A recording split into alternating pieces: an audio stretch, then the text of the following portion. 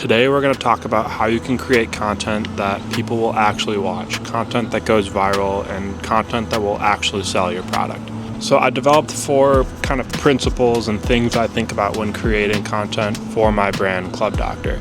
Content is what got me to over $1 million a year in revenue, and it's seriously the cheapest and easiest way to get attention for your brand. Creating content allows you to get free eyes on your product and free eyes on your brand. And when you have content that goes viral, you can then turn that into ads, and that's how you really get your brand to grow and scale. The first thing you need to do to create good content is to identify who you're speaking to.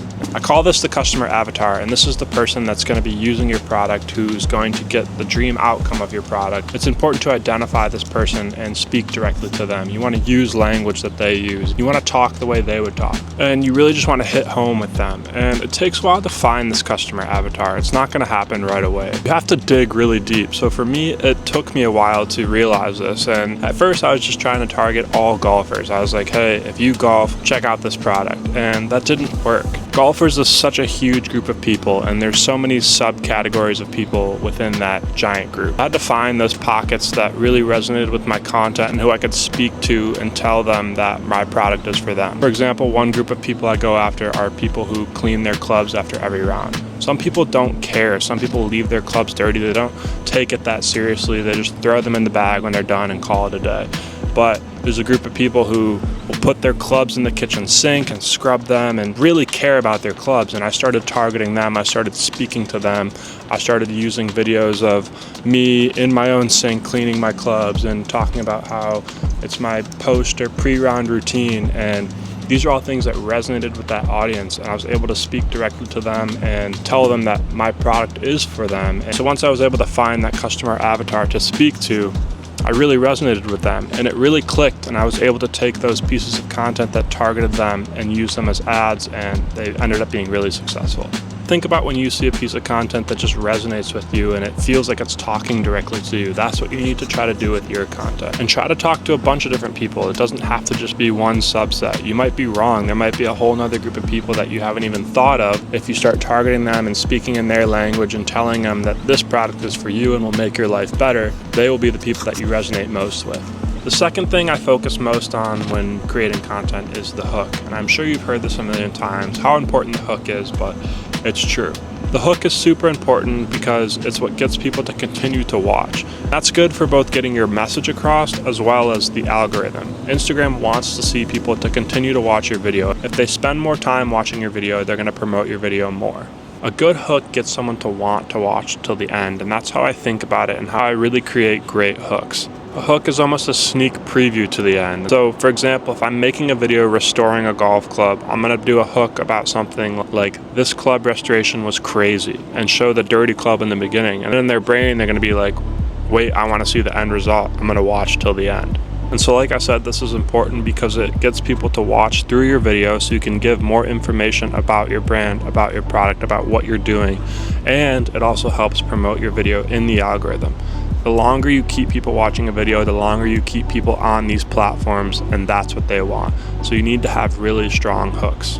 This is the one thing you should focus on and improve most, because if you can get your hook rate to go from 1% to 2%, you're literally doubling your entire funnel. 100% improvement from 1% to 2%. And so if you can really dial in your hooks and get people to continue to watch and understand the brand and learn more about it and keep the video in the algorithm, you'll see the results. One tip here is to not use cheap hooks. So sometimes you'll see content where the hook is like a really jarring video or a really shocking video or something super overly sexual that's not relevant to the video at all, and this doesn't work.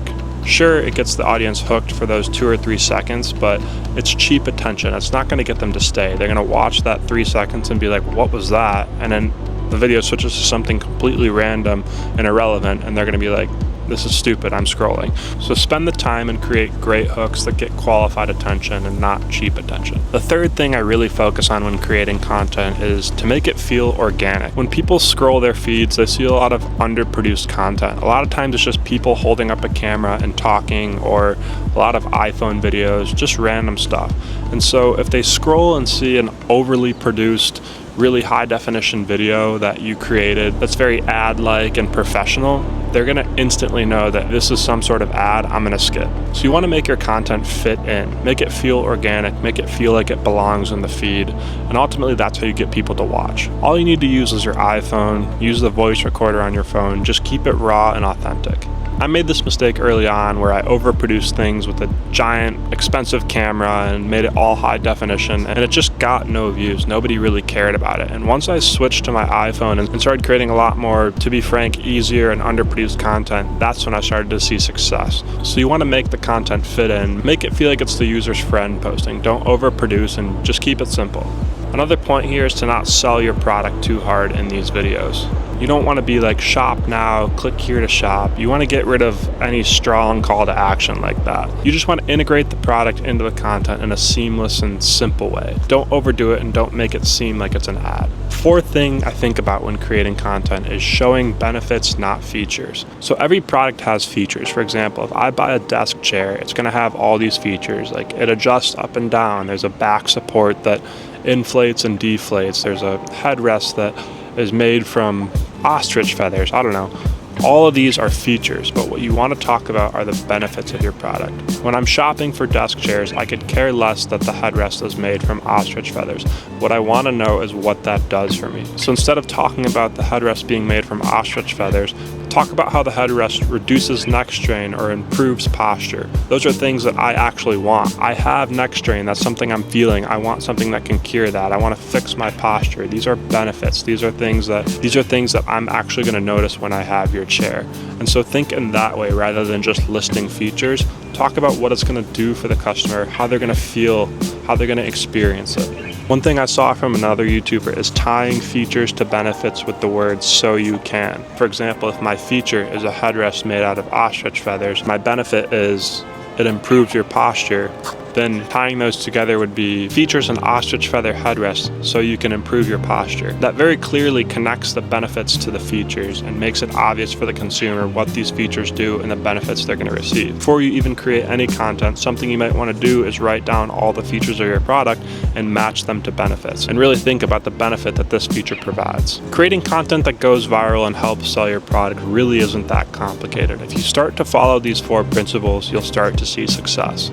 It might take some time to get better at this and really improve and start to see it actually work, but over time, I promise if you start to follow these principles and keep trying different types of content, you will see success and you will see the power of content for your brand. Once you start to have several viral pieces of content, you can turn them into ads, and that allows you to use money to scale your business. And that's how you truly start to grow your business fast. I hope this helps, and I hope you start creating content and following these principles and start to see success. As always, if you have any questions, leave a comment, and I'll see you in the next one.